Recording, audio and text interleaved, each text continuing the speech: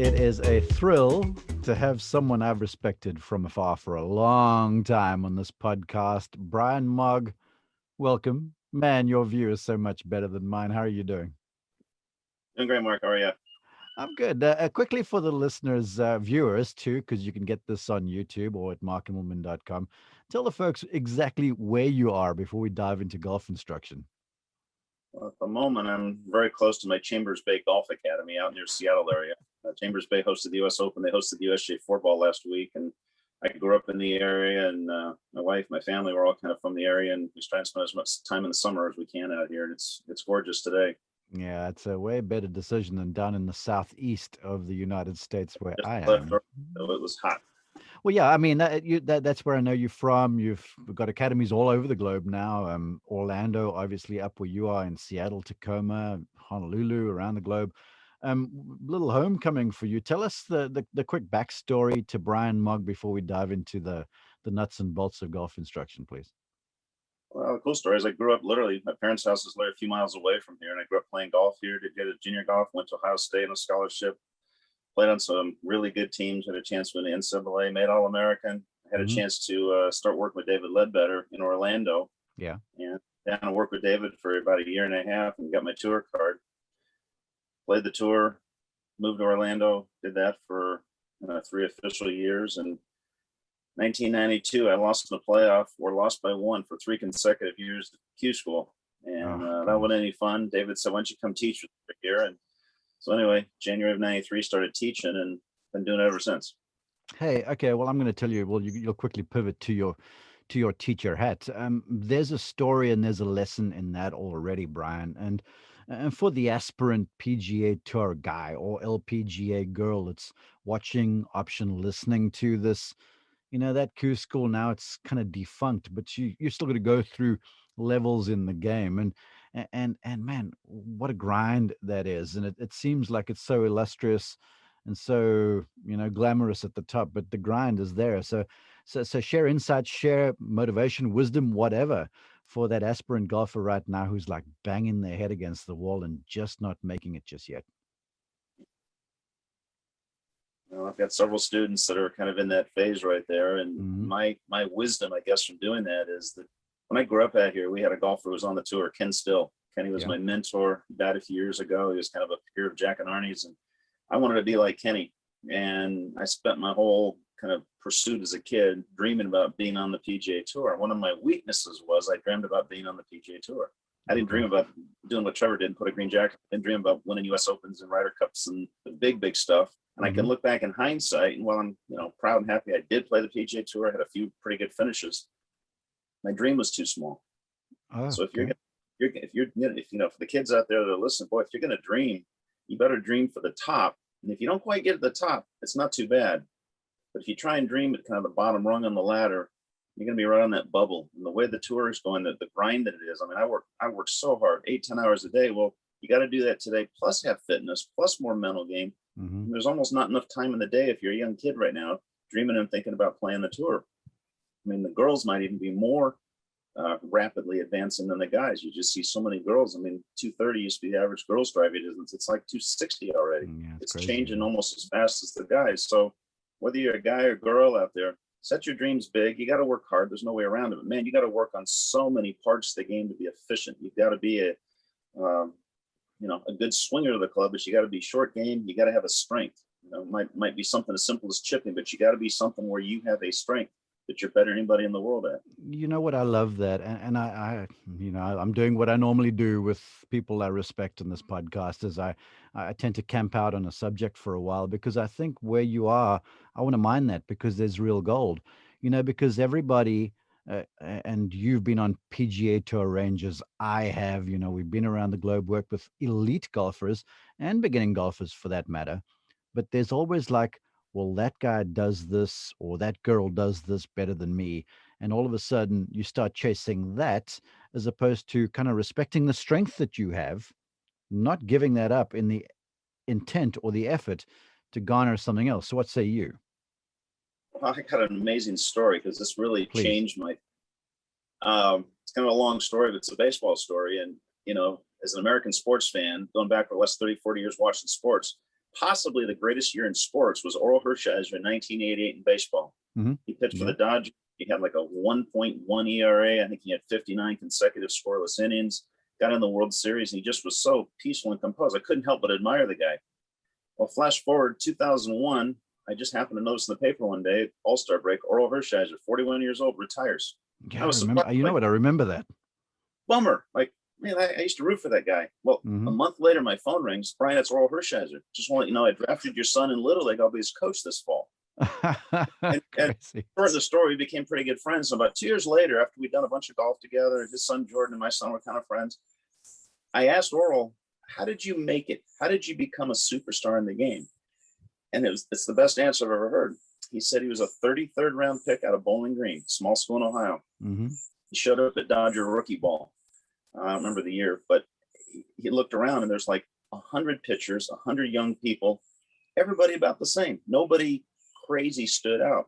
Yeah. And he said, I looked at what I did. I had a fastball that was like 91, 92, which back in that day was about average. He said, I didn't do anything special. How was I going to make it? So I resolved that I was going to learn one pitch and I was going to throw it better than anybody in the world. And it became known as a sinker ball. He threw that 91-mile fastball, and at the last minute it dipped. Just fall off. Guys did ground ball, ground ball, ground ball. And he said, my fastball, it was good. It was average, maybe plus. I actually had a curveball as a third pitch. It wasn't my strength, but I didn't focus on my weakness. I focused on my strength. And for me, that was a light bulb going on. That was a sports moment that kind of transcends whatever sport you're talking about. Oh man! So now how do you adapt that in golf? And if you're a good putter, well, you better be a great putter. If you're a great chipper, you better be even better. So find something you can do. Let's pick Bryson out. Bryson was already a long hitter. Well, he's not a long hitter. He's like ridiculously long hitter. And he's taking it and pushing the edge the longest possible way he can. He's still good in other areas too. But for those golfers out there, don't just kind of be all around good, which when I was on tour, that was our goal. We were trying to hit the fairway, hit the green, not make mistakes. Boy, in hindsight, I wish 30 years ago I had known that speed and power and kind of having one over dominant strength, I think that would have helped my game tremendously if I'd known that back then. Yeah, and this is golden, and I mean it's sort of appropriate. We're gonna just here recently in the 2021 Memorial Tournament, you've got Colin Morikawa, who was long enough, but always been just an elite, a stellar iron player, a different level kind of a guy. And I was around calling it, and he was asked, well, what about the distance game? Rory fell foul, chasing Bryson a little bit, now trying to retool the swing to fix that up some and get his groove back, if you will.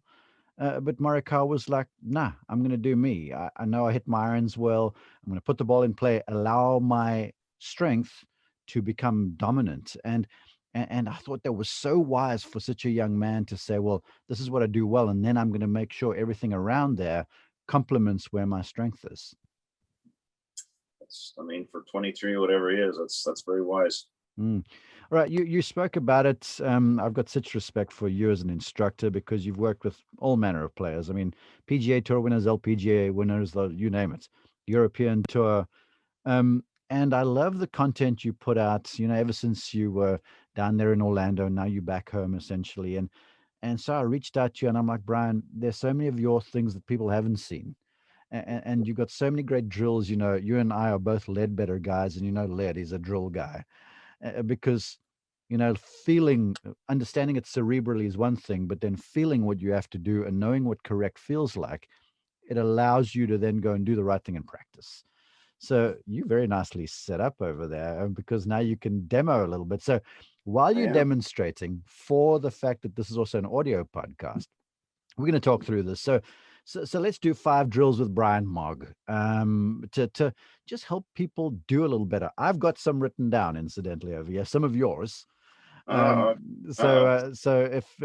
I'm sure you'll tickle our fancy, but I might pitch 1 or 2 at you also. So why don't you kick it off and we'll go from there. Wow, I've got my tailor-made teaching bag here with, way too many clubs, way too many knickknacks. Almost like, where do I start here? You sound like a teacher. Yeah, I've got to find my, I was looking for my putting stick, but I have a putting ruler. There it is. One of the things that I've used for students with putting, my coach is Bill Nelson, kind of invented this about 10 years ago, gave it DA points and Dave was doing it on TV when he won the Pebble Beach event. But you know, you just put the ball in the little hole. And you were working with DA at that point, weren't you? Yeah. Yes. Okay. Yep. Right. Okay. Put the little ball in the hole. Put the tip in the cup, so it's a dead straight 3-footer. And now when you put the putter down, I mean, the putter's got to sit dead flush to the back of the ruler. If it's open or closed, you're aware of it. Mm-hmm. And then you have to roll the ball down the 3-foot line. You know, some people can smoke it and you kind of override it. But if you try and hit it with a normal pace, you don't make 10 out of 10. Tour player will make 8 or 9 out of 10. But if the amateur can make, say, more than 5, you've done pretty good, because it reveals too much art, incorrect path, incorrect face angle. It's just automatic, simple, quick feedback. Two things. Yep. I asked you for game improvement drills, and the first one you hit us with is putting, which is like choirs of angels to me going off, because I feel like folks don't identify that area enough.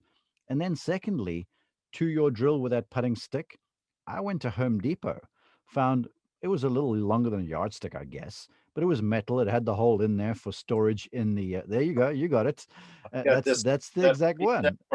Yeah, this is too easy. This is almost double the width, and it's 48 inches long. I use it more for club fitting. You can use it, but the other one's more appealing if you don't stroke it right.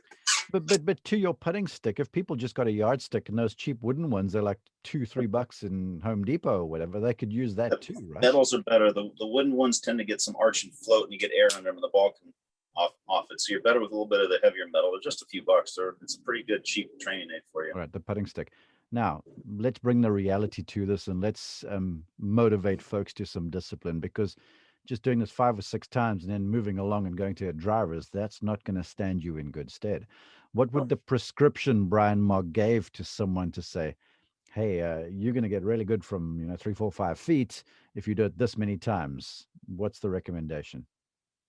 Well, I usually like to use 10 putts right there and see how many you can make, just because it gives you at least a little incentive to try and make 8 out of 10 would be the goal, I think, at any level, just as a mandatory thing. But okay, to me, the advantage is when I've gotten off of the stick, I feel like I'm still on it. It's one of those things like, you're standing on something wobbly, you step off, you can still feel it wobble. So you go hit your 3-footers, whether you do 5 sets of 10 or 3 sets of 10, but you then go off to the other side of the hole and hit 10 more putts without any movement.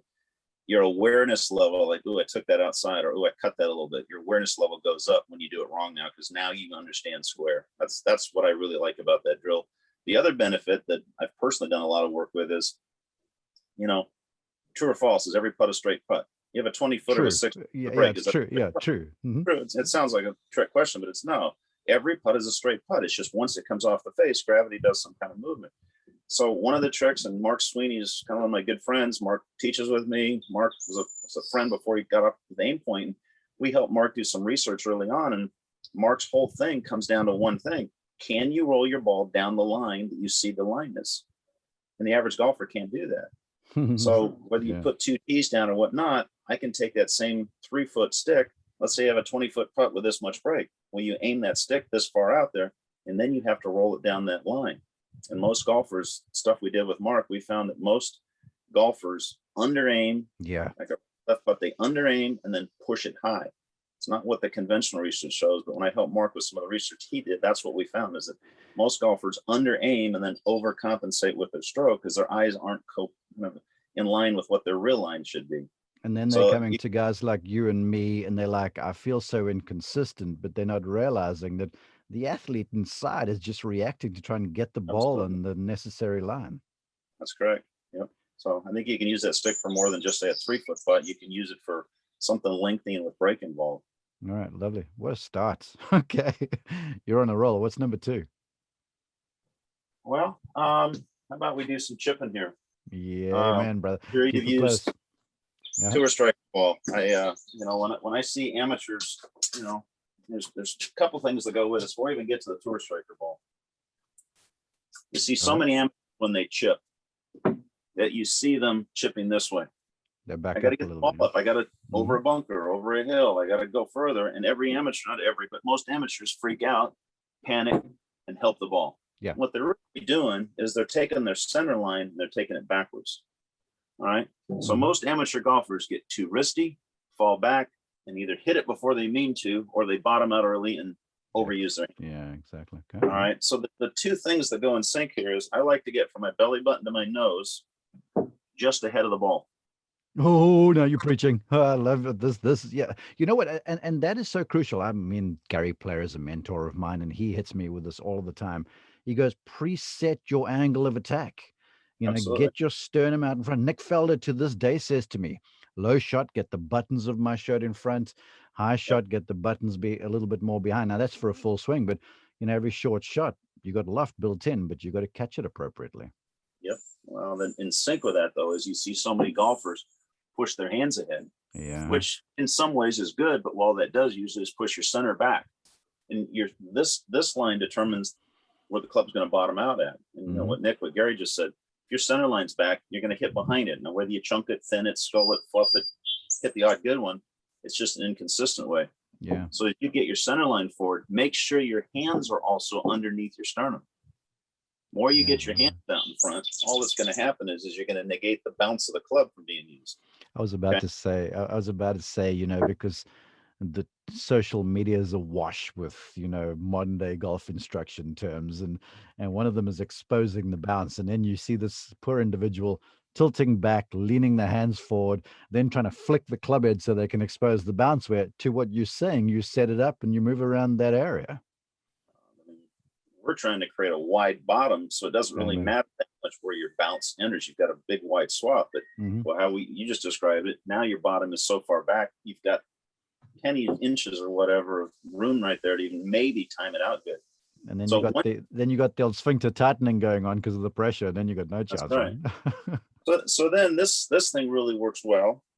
You throw it around your neck like a necktie. You put it between your arms, and when you swing, pretty much it takes the hands out of play. So what Brian's doing there, folks on audio, go and check it out on YouTube or at my website. That tour striker ball just squeezed between the forearms. He's got it right underneath his sternum, and you're just moving back and forth, maintaining the relationship between arms and chest. You can even hear the club kind of bottom out on the floor. That's not the leading edge, that's the bottom of the club, just because it's going a little bit kind of lower and wider in each direction. And I want your take here, because the folks watching will see how nicely your body's pivoting through the golf ball. And that's another thing you hear constantly. But it looks to me like the impetus is almost that you're just moving the ball back and forth between your arms, and the pivot of your body is in response to that.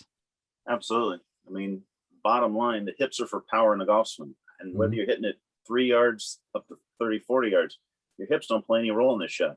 Your arms, hands are connected to the club. And usually your left shoulder, your front shoulder is going to complement that. So it's just kind of the moving all together of that one motion in a rhythmical sense. Lovely stuff. That gets the loft, the bounce on the ball, that lets you have a little feel. As long as you're not death gripping or something, you want those hands out of it as much as you can to keep them passive and quiet. Well, those are two beautiful drills, both very simple to do, both using, and I love training aids. I think training aids are a great way to, again, galvanize feel. Make sure you're doing it at the correct time, because you've seen it. And I want your take here, please, Brian. You do 3 or 4 with a training aid, then they think, okay, I've got it. Then they go along without it, and they end up regressing to what their mean was because of habit. Yep. All right. It takes so much. One of our goals as teachers is not necessarily to help the student make change. It's to make students make permanent change. Amen. And often the lesson, I had a guy, I was in Orlando Saturday, and the guy literally was this far over the top. And we did a bunch of drills. I've got it on video where now you probably improve that far. Few inches within the span of an hour lesson. That's an impressive piece of work. The challenge is now he's at home practice, and then odds are he's going to go back to his old way. And it's hard to make sure the students are motivated that you don't just need to change, you need to extreme change it so that it becomes natural. That is the truth there. Yeah. And make practice purpose driven. I see so many folks, especially ladies who watching option listening to this, that feel a bit conspicuous on the practice area to use training aids. You nodding and you sort of smiling a bit like you've seen it. Give us your take there. What do you say to the individual, the junior or whatever, to say, I don't want to go out there with my tour striker ball and look like a bit of a weirdo? What say you? Yeah, I mean, there's definitely an element of the social aspect of the game that whether it's ladies or anyone, you don't want to be labeled an oddball type person. But I think the bigger issue, and I was around lead at Lake Nona when Faldo was going through his rise to number 1 and stayed there for probably a good 8, 9, 10 years. boy, Nick Fallow didn't care about anybody else, didn't care about who was watching, seeing. He was blinders on. Mm-hmm. And that's really what got him to be number one in the world. So I think the bigger question is I don't care if you're a lady in a 25 handicap, what's your vision? Where are you trying to go with your game? How far you want to get? And at that point, what price you're willing to pay. And if you're, I don't know, scared of what people might be saying, well, then go to the range at 7 a.m. before anybody's out there, or come out at 6:30 at night when no one's around. If you want to do your work and you're concerned with putting some weird thing on there, find time when nobody's around that you're going to have very productive, quality, efficient practice time, not in the middle of the day when your friends or buddies might poke a little fun at you. But the other reality is you knock 4 or 5 shots off your score, hitting it 20 yards further. They don't really care about the training day. They want to know what you've learned and how you've gotten so much better. So This is the truth. You're preaching. Okay, we got putting, we got pitching, chipping. I'm guessing we're going a little longer now. What say you? we go longer. Let me digress for a second. One of the All right. things I see, I got a final prop here, but so many golfers have an over the top move. Oh, So many 9/10 of them watching and listening to this. Absolutely. Definitely. Yeah. And again, so much of it is based on, if you're a righty, that right shoulder. And I see so much restriction. And one of the tests I do on golfers, that if you have this pattern, the guy was referencing Orlando the other day, a golfer should get into posture, have their right arm match their spine, and you should be able to get that arm up to almost 90 degrees without raising up. Yeah. Oh, okay. That's a biggie. Yeah, that's one thing my brother actually did very well. It's I guess it's kind of external rotation of the shoulder, but the elbow stays inward. Rotation of the right rotator cuff. And as a teacher, if you don't test for this, you can. My arm should get to 30 degrees right there. If you don't get to that, and I had the guy the other day. He won. This is all he could get to, and I showed him the drill. I'm going to show you in a second. And over the next 2, 3, 4 weeks, as he does the drill and makes changes, he will begin to get his golf swing a little deeper, a little more rotation on the right shoulder, and have the ability to retain that inside path. And all you really need is a fence post. And, you got a small one right here, but you just put your elbow. I'll use this so you can see it. You put your elbow below your shoulder, even with your shoulder, and then well above your shoulder, and you just lean forward and turn to the other side. And the pull and the stretch coming across from the tricep up into the upper shoulder, fantastic. When I first learned this, I had 8 degrees of rotation, as far as I could go. I did it for a month, whatever. It's been 20 years or so. Without arching, I can get almost to 30 without doing anything, and I don't even do it that much anymore. We talked Once about you train that shoulder right there, and it should be on the, it should be both ways. I've actually got less on my left side. We talked about Felder to this day in an office, at a production meeting, whatever. You'll stand in the doorway and you'll watch him sort of lean back and with that elbow down, really start to stretch. It opens up the chest. It frees up the shoulders. Yeah, and then you have that. Exactly. Then you don't have the golfer, office worker, hunchy back thing going on too. So you're doing your overall well-being a favor with this drill. I'm sure so many humans have jobs or sitting at a desk and over their computers doing this. Then they stand up to play golf and they wonder why their posture stinks. Yeah. So it'd be another additional way just to help with posture, to get yourself a little taller, to get that right arm, right shoulder a little deeper, eventually leading to a more inside path. So Nick Faldo's still doing it, whatever age he is now. We all ought to be doing it. You know what, and it's so wise too. I hit you with tips, and everyone gets on the internet, podcasts, whatever, and they're looking for the holy grail, if you will. But there's a whole bunch of, if I guess I was a farmer, you're tilling the land before you sow the seed, kind of thing. Because if you're sowing the seed on bad land, it's not going to grow. It's certainly not going to germinate. And what you say there is just so appropriate to any golf swing drill, is to get your body well organized. You've got to have a baseline for teaching to help students. And Mike Adams has been a big mentor to me the last 10 years. And Mike's got a brilliant set of tests you do before you even let the student kind of hit a ball, just to give you some idea of kind of how wide, how long, how tall, how naturally rotary they are. So you kind of already know the answer before you start teaching, just by running through a few tests. So the amateur level, if you guys are out there taking lessons, you need to go to your teachers and say, test me, show me what my body is built like, show me where my restrictions are. That way I can understand what I need to work on to help add to the golf swing stuff you're going to give me. Fantastic. Right. We're on the way. What's next? One of the things I love doing is, you've got swim noodles, foam roller type things. I love, as a training aid, I'm very visual. Women are phenomenally visual. That when you've got a golfer, can see this, but whoops, he's taking it way outside, or whoops, taking it inside. Yeah. I love to take noodles and stick them in the ground. Just on an alignment rod, sticking in the turf, kind of at the angle of the club shaft, I guess you set up an address with. Right. So, let's just say someone's taking it outside. So I can get this in play here. You're not going to believe this. I've got a deer about to come and say hello. He's about 60, nibbling on the bushes. Trying to improve its shoulder rotation. I'm on a deck here, so it won't stay. But you stick the noodle in the ground at height, higher or lower. Yeah. Let's say I'm taking it outside. Now I've got to work it to the inside. Yeah. Lovely. Okay. Or vice versa. You got a golfer that sucks it inside. Now you've got something here. He's got to work it a little bit more upright. And I love the pull noodle idea too, because that takes away the accidental element of the thing if you happen to hit it at a high speed and you don't want to do yourself in. Yeah. You're not gonna. I've never had this. I've literally got a deer a few feet away if you want to see it. That's awesome. But you can do it on the downswing too. And then if you make contact with this, nothing's gonna break. Nothing's gonna do anything. Mm-hmm. See him? And you could, I can see it. Yeah, we can see it now. And then just taking what you're doing that because you got that on the backswing side, and you can set up if you want the thing to travel inside a little bit more, whatever the case might be. You could essentially use that on the opposite side of your body to direct a more down the line delivery, or perhaps swing a little more left for the advanced golfer, right? Well, that guy I was referencing the other day in Orlando, he was so far over the top that I literally, in addition to the backswing, I put one noodle about right here.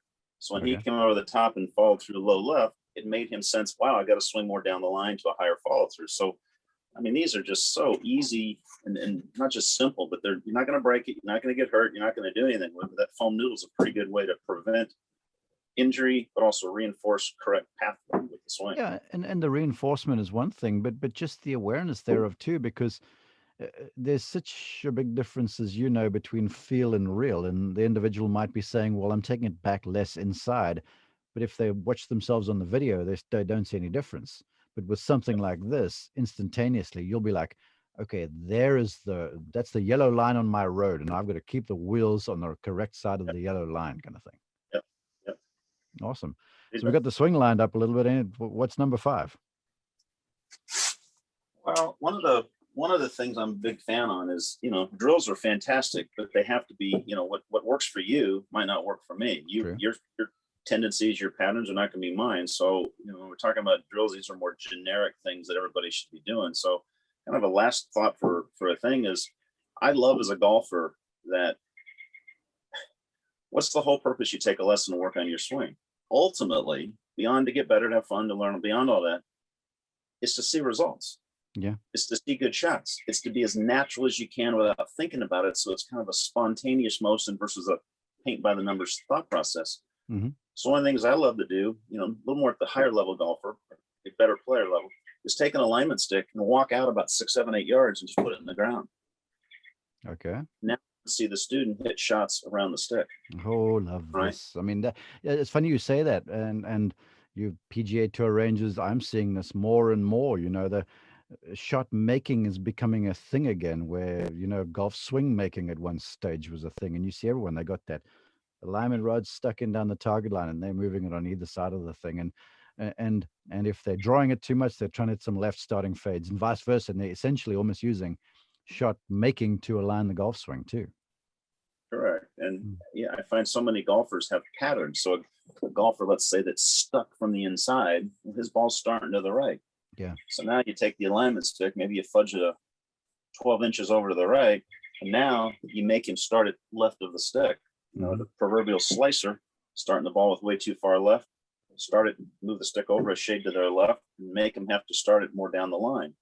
Then you get into club face positions, but just as a generic aiming point, this is a really good way to make you focus on where your ball starts down your line, not just position A, B, C, D, E, and F, and then all of a sudden, the ball didn't go where I wanted. Well, this gets you a little more focus on where you want the ball to end up.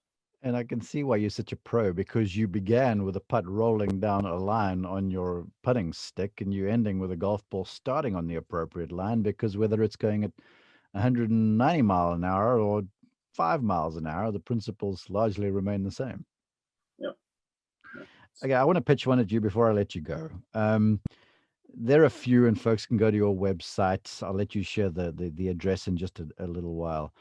But me, I'm 50 and fabulous, although I'm not as flexible as what I used to be. And you know what it's like, right? And you had a drill that I was like, man, I'm going to try that. And I don't hit balls very often. And it was just to extend the backswing wind up, the pivot a bit more.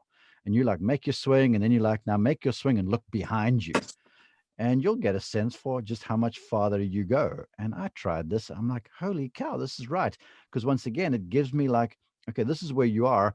This is where we're intending to go. Now, each time a little bit better, and you're on your way. So let's talk about this just turn and look behind you drill, because I think it's so simple and will probably help a bunch of folks listening or watching to this. I'll even give you two versions of that. But one of the things, Go. when COVID started, my two of my boys are in digital media, social media. They got jobs where there's a lot of stuff with video work going on. They've been yakking at me for years. Dad, you got to do more videos. You got to put videos up on social media and your website and all that. Appreciate you doing it. I've looked at them. And so, whatever, March of 2020, I've been literally doing a video every day, almost no copycats, new ideas. You're doing lessons. I'm making notes, what I got to do. And I'm finding cool ways to shoot them. I've had more fun, got more positive feedback. Twitter and Instagram is at Mogg Academy, MOGG Academy. So one of the things you saw was the tip from that video, and I'll give you two versions of it. But the simple version of it is most golfers, especially as you get older, shoulder turn looks more like that. And arms collapse. You're Left right. shoulder under the chin, left arm's bent a little bit. You don't have that back at the target, that that Nick Faldo look of just free full turn. So one drill that you just mentioned is make your backswing, stop, pause. Now look as far as you can over your back shoulder, turn some more, and now come back to the ball. And you should see I felt that across my back. I could actually feel stuff awakening over there. Right. Now, I'm not sure I could almost hit the ball from there, but the point is you want to try and go that 120% of what you think you can. So when you don't quite get there, well, at least you're where you should be. Yeah. So that's just a great stretch drill to really make sure everything gets rotated. Now, the complement drill, and if you saw this one here, when you make your backswing, let your bottom hand, right hand, come off the club and grab the hosel. Love that one. And all of a sudden, it's the same shoulder turn. But the benefit to me of this one, I fight getting my right shoulder far enough that way. Yeah. But now, man, my right shoulder's deep. My right shoulder's behind me. So you put those two together, and that can be a winter drill for those of you who live up north. That can be a warm-up drill on the first tee waiting to tee off. But both of those are really ways to get increased stretching going on. Yeah, I was about to say, just before you even go and practice, you do this sort of stuff. I want you just to put a capper on that and just talk about the spine angle too, because I can see folks doing this, and the next thing they lengthen up a little bit stuff, and the spine angle straightens up, and then they have to start to reroute. So talk a bit about doing this, but staying on the angle you set up at address. Right now, my spine's at kind of a slight bent from being vertical. I'm at a slight angle. The challenge is you do this drill, don't go this way. You don't want your shoulders to get funnel. And that'd be the only negative here, that you go looking over your shoulder, and next thing you know, you almost pull yourself out of your spine angle. So do all the stretching you can. The key though is on coming down. I want to be in that same spine angle where I started, so that nothing's changing. Oh, beautiful. I see a lot of golfers that early extend their hips, pull out of the shot, whether they push it, flip it, whatever, but you do optimally want to stay in your angles, which is why you want to stay strong through your core, as flexible in your back as you can, so you can retain all that. Or at least the good work you did in your backswing can stay and play all the way to impact. Well, I love drills that people can hit golf balls with. I love training aids that people can hit golf balls with. You've shown us a few of those. And then I love exercises people can just go and do at home. And you've touched us with all of these, Brian. I really appreciate you.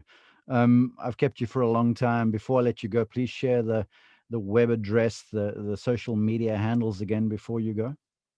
It's www.moggacademy.com. It's actually a little under construction. We're making a big change in the next 30 days or so. So there'll be a lot of cool stuff about to come on. There is at least a website up right now because we're rearranging it. But more wildlife pictures from your back garden over there. You got some of those too?